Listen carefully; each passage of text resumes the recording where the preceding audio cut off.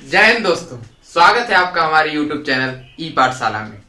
तो शुरुआत इस वीडियो को आप लोगों के लिए एक गुड न्यूज के साथ करते हैं कि आपका जो फॉर्म फिलिंग डेट है पॉलिटेक्निक वालों के लिए, उनकी फॉर्म फिलिंग डेट अब बढ़ चुकी है और वो 11 मई तक हो चुकी है।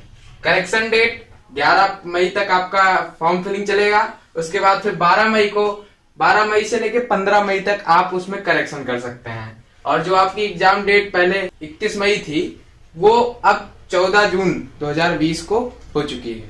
तो आपको और टाइम मिल गया, करीब 15 दिन का कह सकते हैं, 14 दिन का।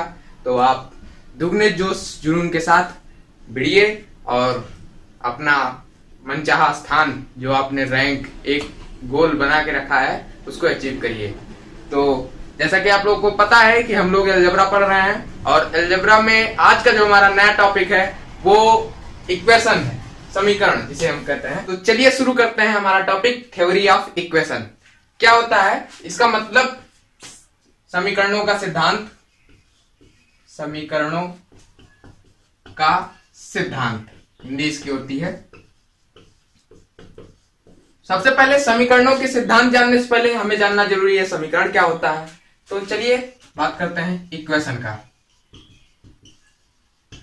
इक्वेशन, अभी तक हमने पढ़ा कि व्यंजक क्या होता था कि कांस्टेंट और वेरिएबल दोनों के बीच में जो एक रिलेशन हमें प्राप्त होता है उसे हम व्यंजक कहते हैं, एक्सप्रेशन कहते हैं। यहाँ पे x वेरिएबल है, 3 और 2 कांस्टेंट है। इन दोनों के बीच में रिलेशन प्लस माइनस मल्टीप्लाई से रिलेट किया गया है। इनको एक संबंध बनाया गया है और इसे क्या कहते हैं हम लोग? एक्सप्रेशन। अभी ये व्यंजक है।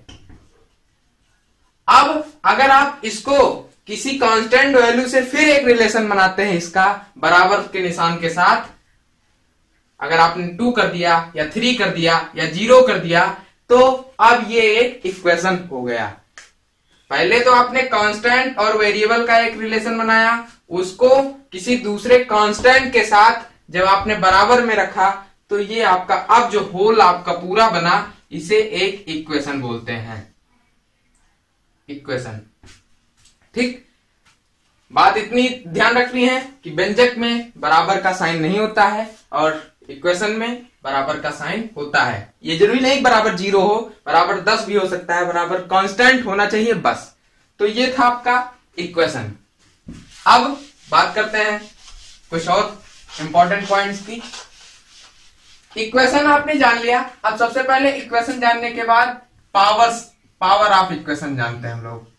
जैसे हमने एक्सप्रेशन जाना था, फिर उसके बाद फिर उसकी घात, उसकी पावर जानी थी हमने, वैसे यहाँ पे इक्वेशन की पावर जानेंगे। वही सेम वहां पे एक्सप्रेशन था तो उसमें हाईएस्ट वेरिएबल की हाईएस्ट पावर उसकी घात कहलाती थी, उसकी पावर कहलाती थी। वही सेम कंडीशन यहां भी होगा कि हाईएस्ट पावर अगर कहीं पे x³ plus 7x minus 3x square plus 9x की पावर 5 इक्वल टू 7 लिखा है तो ये एक इक्वेशन है। और इस इक्वेशन की हाईएस्ट पावर जो होगी वो क्या होगी? वेरिएबल की हाईएस्ट पावर होगी और उसी को पावर ऑफ इक्वेशन, समीकरण की घात कहते हैं। जैसे यहाँ पे x की पावर 5, तो इसकी पावर क्या होगी? 5। अगर यहीं पे y की पावर 7 होती तो हम x को छोड़ देते, y को लेते। एक वेरिएबल जो सबसे हाईएस्ट पावर का होगा वही इस समीकरण का पावर कहलाता है। तो आपका एकदम क्लियर हो जाना चाहिए पावर ऑफ इक्वेशन क्या होता है। अब इसके बाद आती है बात root of equation. Root of equation, अभी मैंने एक इक्वेशन लिखा था कि x³ plus 7x minus 3x square plus 2 बराबर 10। सेम नहीं है, लेकिन ये एक इक्वेशन है। अब रूट क्या होता है? हिंदी इसकी मूल होती है। मूल, समीकरणों के मूल। क्या होता है कि x की कोई एक ऐसी वैल्यू, जहां पे x है तो x की, जहां पे कोई दूसरी गिनती रहेगी तो हम वेरिएबल कहते हैं, चर कहते हैं, कि चर की कोई एक ऐसी वैल्यू जिसपे ये समीकरण संतुष्ट कर जाए। मतलब इधर ही x है आपका, इसमें x की कोई एक ऐसी वैल्यू रख दीजिए x की जगह पे ये बराबर 10 के सेटिस्फाई कर जाए, संतुष्ट कर जाए, तो जो वैल्यू आपने रखी थी वही क्या कहलाएगी, इस समीकरण का मूल कहलाएगा और रूट कहलाएगा। तो बात करते हैं रूट कि कितने होते हैं, कैसे जानेंगे कि कितनी वैल्यू इसमें सेटिस्फाई करेगी। आप 5 सेटिस्फाई कराएंगे, हो सकता है हो जाए, तो क्या आप 5 के अलावा कोई और नहीं होगा, इस पे बात करते हैं। तो अभी आपने पीछे पढ़ा कि घात पावर क्या होती है, हाईएस्ट पावर ऑफ वेरिएबल, वही पावर ऑफ इक्वेशन होती है। जैसे इसकी घात क्या है 3, इस समीकरण की घात क्या है 3, तो जितने कहा यह जाता है कि पावर ऑफ इक्वेशन ये बराबर होता है नंबर ऑफ रूट्स के। कोई इक्वेशन के जो भी किसी समीकरण का जो पावर होगा उतने ही रूट होंगे उसके। रूट होने का मतलब कि उतनी वैल्यू सेटिस्फाई करेगी। जैसे यहां पे पावर 3 है तो इसके 3 मूल होंगे, मतलब x की 3x, मतलब x की 3 गिनतियां, x बराबर कोई 3 गिनती आप रखेंगे, जैसे 5 भी हो सकता है, 10 भी हो सकता है, 25 भी हो सकता है, माइनस में भी जा सकता है। तो कोई 3 ऐसी गिनतियां होंगी जो इस समीकरण को संतुष्ट करेंगी। यहाँ पे 3 है, आपके जो सिलेबस में है वो क्वाड्रेटिक तक है, जिसे आप द्विघात समीकरण बोलते हैं। आपको 2 समीकरणों के द्विघात समीकरण के मूल आपको निकालने रहेंगे और क्यूबिक में आपको नहीं जाना है। तो ये थी आपका पावर, रूट कितने होंगे किसी समीकरण के, ये सब आपका क्लियर हो चुका है। अब कुछ जो आपके टॉपिक का, आपके चैप्टर का नाम है थ्योरी ऑफ इक्वेशन, उसकी बात करते हैं।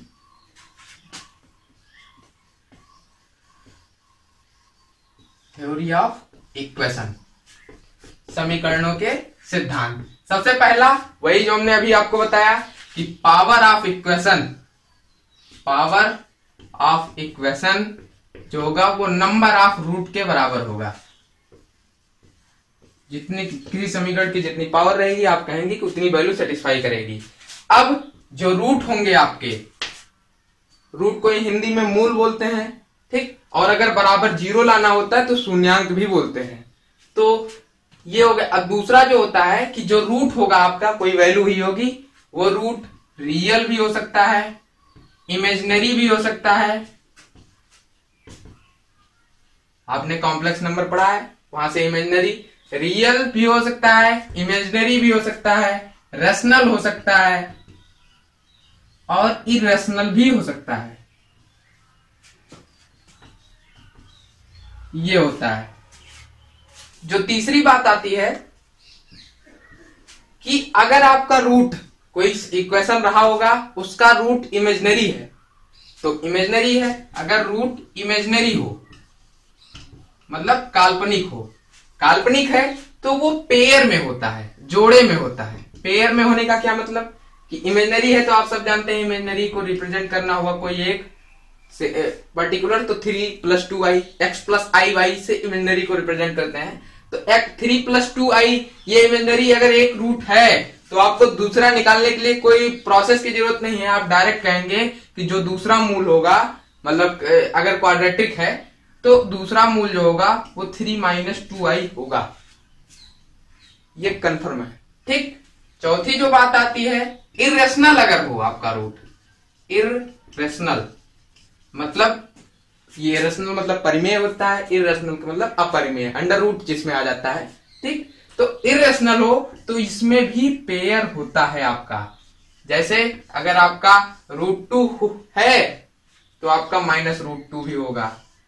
अगर 3 + √7 ये आपका एक मूल है तो दूसरा 3 - √7 भी आपका मूल होगा। ये थी आपकी थ्योरी। ये दोनों जो लागू हो रहे हैं पेयर वाला, ये क्वाड्रेटिक के लिए जान लीजिए और क्वाड्रेटिक ही आपके सिलेबस में है भी। तो चलिए, ये थी कुछ थ्योरी कॉन्सेप्ट था आपका। कुछ और कॉन्सेप्ट हैं वो क्वाड्रेटिक के लिए हैं, उसको भी बताते हैं। क्वाड्रेटिक इक्वेशन, द्विघात समीकरण।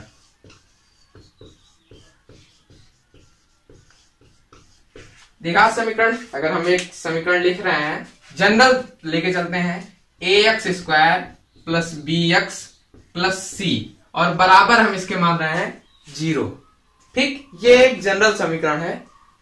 अब ये क्वाड्रेटिक है। क्वाड्रेटिक क्यों है, द्विघात क्यों है? क्योंकि इसमें हाईएस्ट वेरिएबल की जो हाईएस्ट पावर है वो 2 है, और 2 का लिए द्विघात समीकरण होता है, और आप जानते हैं।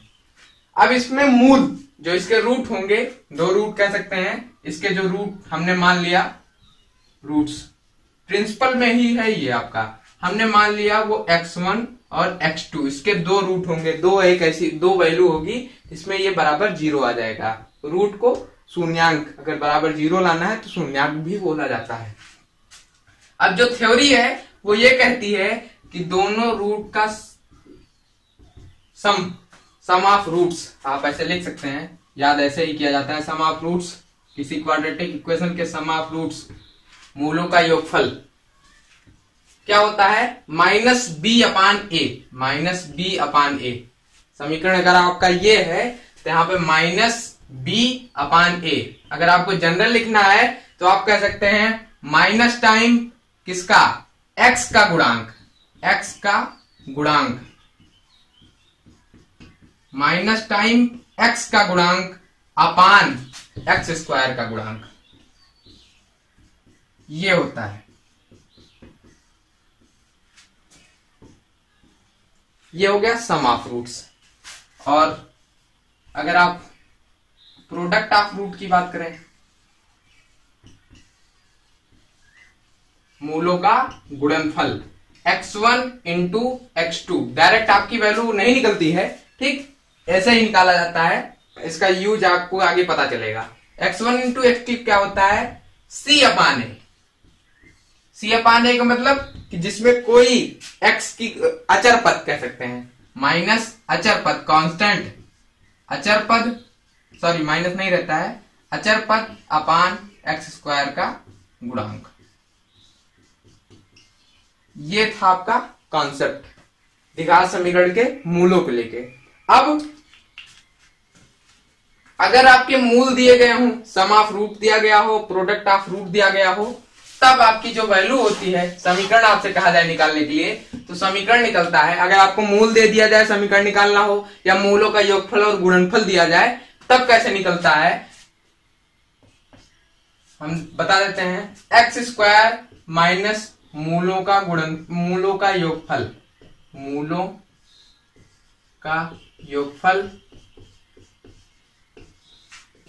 इंटू एक्स, यहां पे माइनस साइन, मूलों का योगफल इंटू एक्स प्लस मूलों का गुणनफल, ये बराबर 0। ये आपको याद रखना है।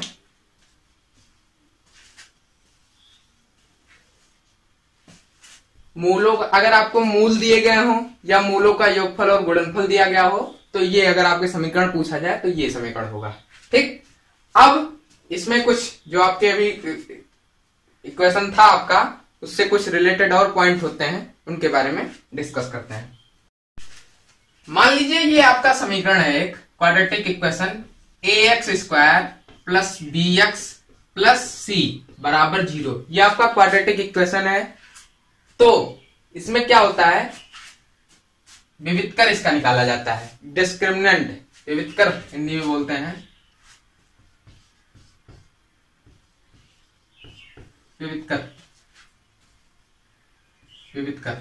क्या होता है, वो होता है B square minus 4ac, D से रिप्रेजेंट करते हैं, डिस्क्रिमिनेंट बोलते हैं, तो डी से रिप्रेजेंट किया जाता है इसको। डी बराबर होता है बी स्क्वायर माइनस 4ac, और यहीं से आपके मूल रूट जो होते हैं उनकी कैरेक्टर, उनका चरित्र कैसे होता है, वो आपको यहीं से डिसाइड होता है। डी, ये आपको याद रखना है, विविधकर क्या होता है, B square minus 4ac।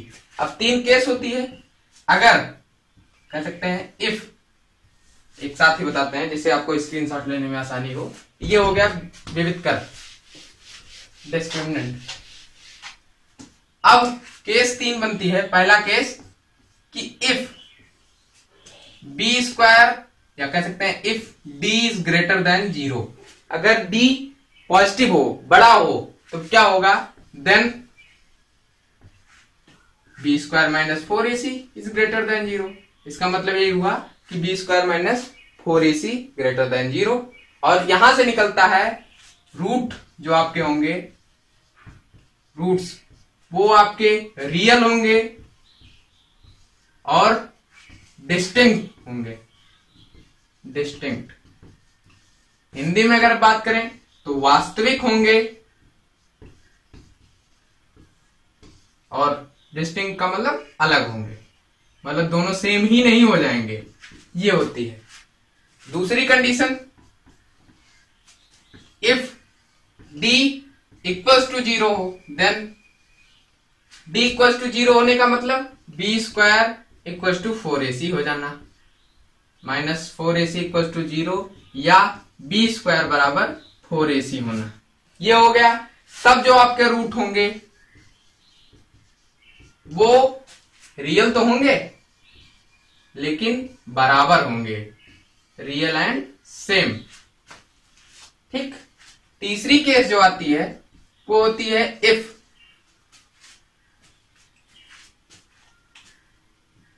d less than 0, then अगर डिस्क्रिमिनेंट छोटा हो, निगेटिव हो, मतलब b square minus 4ac less than 0 हो, तब जो आपके रूट होते हैं वो इमेजिनरी होते हैं एंड डिस्टिंक्ट होते हैं।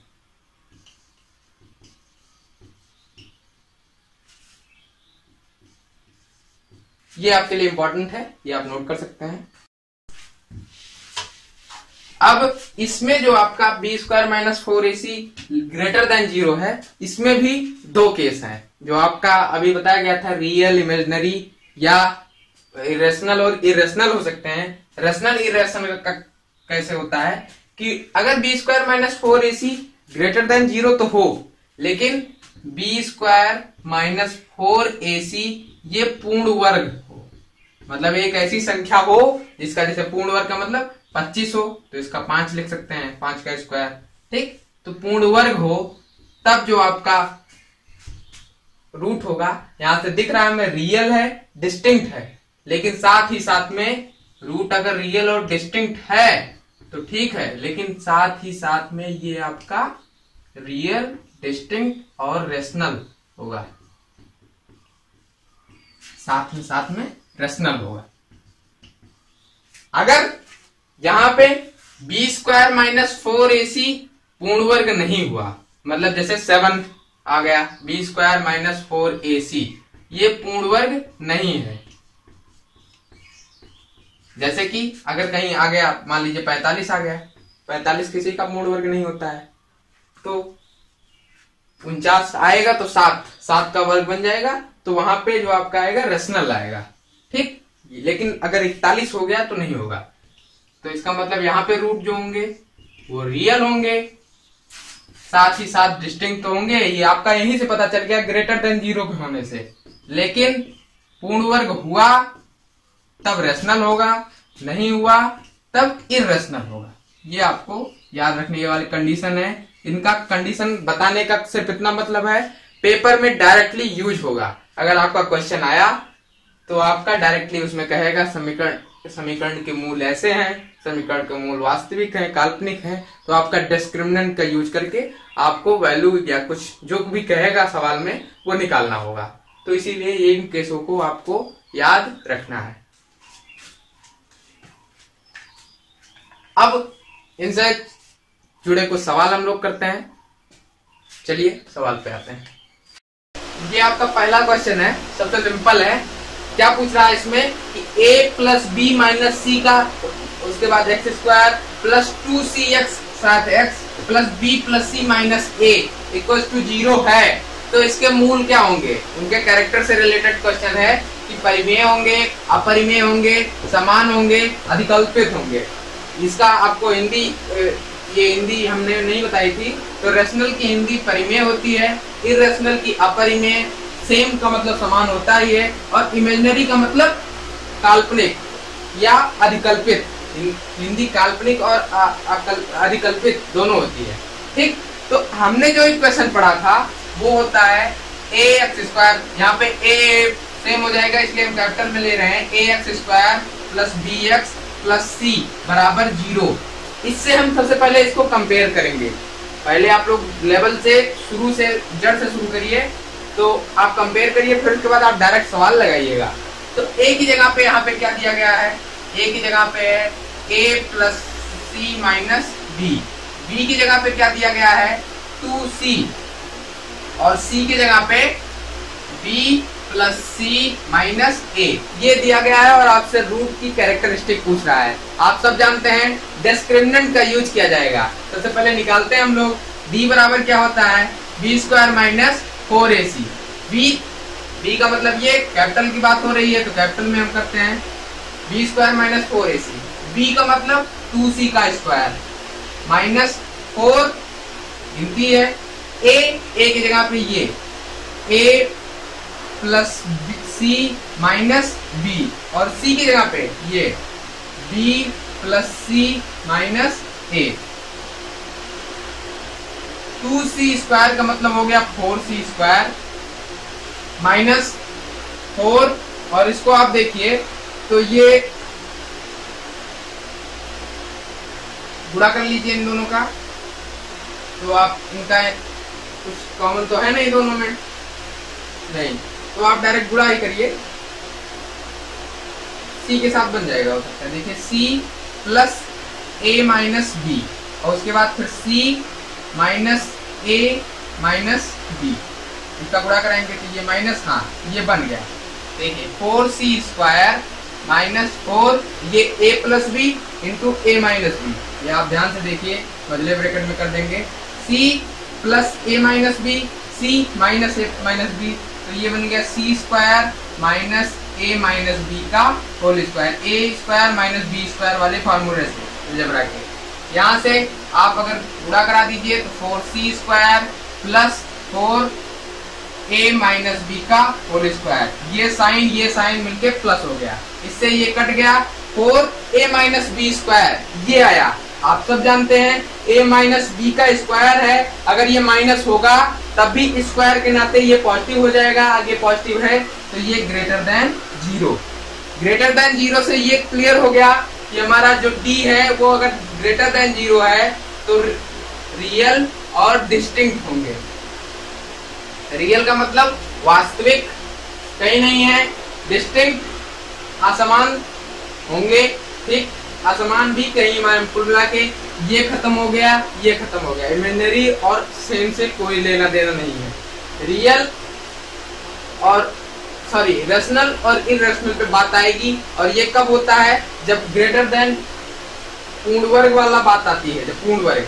यहाँ पे d बराबर आपका क्या दिया गया है, अगर आप मिटाइए और डायरेक्ट सिर्फ लिखिए d बराबर, तो d बराबर आपका है 4a माइनस b का होल स्क्वायर। ये पूर्ण वर्ग है, हाँ बिल्कुल है, क्यों है देखिए 2 का स्क्वायर और a माइनस b का स्क्वायर, तो ये क्या हो जाएगा 2 इंटू a माइनस b का होल स्क्वायर। ये पूर्ण वर्ग है, और ये पूर्ण वर्ग है, पूर्ण वर्ग होने पे परिमेय संख्या होती है, रूट्स जो होते हैं वो रेशनल होते हैं, इसलिए इसमें आपका ये बिल्कुल बेसिक था, तो लेकिन इम्पोर्टेंट था, इससे आपको पूरा कॉन्सेप्ट क्लियर हो गया जो आपने डिस्क्रिमिनेंट में अभी तक पढ़ा। सेकंड क्वेश्चन है आपको कि द्विघात समीकरण ज्ञात करो। आपको क्वेश्चन दिया गया है कि द्विघात समीकरण ज्ञात करो जिसका मूल 2 माइनस √3 है। देखते ही आपको लग जाना चाहिए कि ये इरेशनल है, और इरेशनल के रूट जो होते हैं वो पेयर में होते हैं। एक अगर आपको रूट x1 आपको दिया गया है 2 माइनस √3, तो पेयर में होगा 2 प्लस √3 भी इसका रूट होगा। और समीकरण ज्ञात करना है, समीकरण ज्ञात करने के लिए मूलों का योगफल और गुणनफल जानना जरूरी होता है। तो मूलों का योगफल x1 प्लस x2 क्या होगा 2 प्लस √3 और प्लस में 2 माइनस √3, ये 4। मूलों का गुणनफल सॉरी मूलों का योगफल 4 आया, मूलों का गुणनफल क्या आएगा x1 इंटू x2, 2 प्लस √3 और 2 minus √3, a plus b into a minus b, 2 का स्क्वायर माइनस √3 का स्क्वायर, 2 का स्क्वायर 4, √3 का स्क्वायर 3, 1 आया। अब आप जानते हैं समीकरण क्या होता है, एक्स स्क्वायर माइनस मूलों का योगफल 4 इंटू एक्स प्लस मूलों का गुणनफल इंटू 1 बराबर 0। ये आपका ऑप्शन में रहेगा, टिक कर देना है आपको आराम से। नेक्स्ट क्वेश्चन है आपका कि यदि x square minus P x plus Q बराबर 0 के मूल अल्फा बीटा हो, दो मूल क्वाड्रेटिक है तो दो मूल होंगे, और तो आपको alpha square plus beta square निकालना होगा। आपको एक क्वेश्चन दिया है, क्या दिया है, X square minus P x plus Q बराबर 0। तो आपको इसमें आप निकाल तो सकते नहीं मूल, किसी तरीके से गुणनखंड करके निकाल लीजिए आप ऐसा, तो क्योंकि पी एक्स और क्यू ये वेरिएबल है, मूल जो आपके वेरिएबल है, तो आप जानते हैं मूलों का योगफल अल्फा प्लस बीटा, मूल आपके दिए गए अल्फा और बीटा है, तो मूलों का योगफल क्या होगा, माइनस बी अपान ए। माइनस बी की जगह पे क्या है, ये माइनस पी, कंफ्यूज ना हो जाए एक दो बार माइनस कैसे, यहाँ पे ऐसे होता है a x square plus b x plus c बराबर 0। तो b की जगह क्या है, माइनस पी, तो माइनस पी एक माइनस समीकरण सूत्र में ही होता है अपान ए की जगह पे कुछ नहीं है, तो माइनस माइनस प्लस हो गया, मूलों का योगफल p आया। अब मूलों का गुणनफल c अपान ए, c की जगह पे क्या है, सिंपल q अपान a 1 है, तो ये आ गया q p और q मूलों का योगफल और गुणनफल। चाहिए क्या आपको value, alpha square plus beta square, ऐसे तो कुछ निकलेगा नहीं, लेकिन हम एक चीज जानते हैं, ऐसे लिखेंगे, सिंस अल्फा प्लस बीटा का होल स्क्वायर क्या होता है, alpha square plus beta square plus 2 alpha beta. आपको इसी की वैल्यू चाहिए, आप इसको एक बार लिखिए, alpha square plus beta square, alpha plus beta का होल स्क्वायर, इसको उधर भेज दे रहे हैं, अल्फा प्लस बीटा का whole square minus 2 alpha beta. अब आपको वैल्यू पता है, अल्फा प्लस बीटा की वैल्यू p और उसका square minus 2 into alpha beta की value q, p square minus 2q option में रहेगा, टिक कर देना है आपको। अब ये जो आपका नेक्स्ट क्वेश्चन है ये थोड़ा अलग है, इसका अलग कॉन्सेप्ट है कि ax square plus 3x minus 6 बराबर 0 तथा X square minus 4x minus B equal to 0 के मूल समान है, तब a बाई बी, यहाँ पे आप देखिए यहाँ पे एक वेरिएबल है और यहाँ पे भी एक वेरिएबल है जहाँ पे कांस्टेंट होना चाहिए था, ठीक, तो उन्हीं दोनों की रेशियो आपको निकालनी है। तो दोनों के मूल समान है, जब दो समीकरण अलग अलग, अगर ऐसे एक समीकरण होता कहता मूल समान है इसके, तो आप डिस्क्रिमिनेंट का यूज करते, लेकिन यहाँ पे दो अलग अलग समीकरण के मूल समान है, वो तभी होते हैं जब उनके रेस्पेक्टिव कांस्टेंट का रेशियो बराबर हो। रेस्पेक्टिव कांस्टेंट का मतलब कि अगर एक आपका समीकरण हो a1 x square plus b1 x plus c1 बराबर 0, दूसरा हो a2 x square plus b2 x plus c2 बराबर 0, ये दोनों के मूल बराबर तभी होंगे जब a1 अपान a2 बराबर होगा, यहाँ पे जो कांस्टेंट है b1 अपान b2 बराबर होगा और c1 अपान c2 बराबर होगा, ये तभी हो सकता है। इसी पे बेस्ड है आपका ये।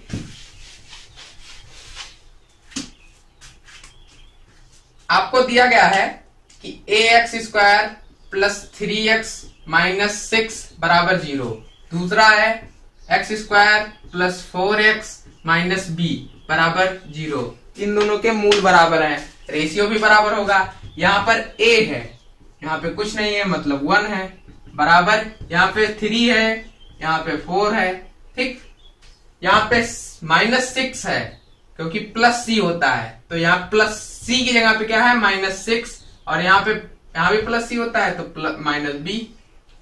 अब आपको इन्हीं से निकाल लेना है, a की वैल्यू यहाँ से आपको a बाई b की वैल्यू चाहिए, तो a की वैल्यू आप निकाल लीजिए, a की वैल्यू आ गई 3/4 और b की वैल्यू अगर आप इन दोनों समीकरण को लीजिए, इन दोनों को और पलट दीजिए तो हो जाएगा, और माइनस से माइनस खत्म हो जाएगा, b/6 बराबर 4/3, 3 2 जा 6, b की वैल्यू आ गई 4 2 जा 8, तो ये 3/4 होना चाहिए था, ठीक, दोनों का डिवाइड कर दो तो a बाई बी क्या होगा 3/4/8, तो हो जाएगा 3/32। जी सही है। ये था आपका, ये अलग कॉन्सेप्ट था। यही थे आपके थ्योरी ऑफ इक्वेशन से रिलेटेड जो भी था अलजेब्रा में। अभी आपका एक टॉपिक छूटा है, वो आपको नेक्स्ट वीडियो में बताया जाएगा। ये जो आपका जितना टॉपिक आपको बताया गया उससे संबंधित जो भी सवाल थे सबका कॉन्सेप्ट क्लियर कर दिया गया है। अगर आपको कहीं कोई समस्या है तो कमेंट करके जरूर पूछिए, आपको बता दिया जाएगा। मिलते हैं आपको नए वीडियो में इसी से रिलेटेड थोड़ा अलग नए टॉपिक और उसके क्वेश्चन के साथ। तब तक के लिए जय हिंद।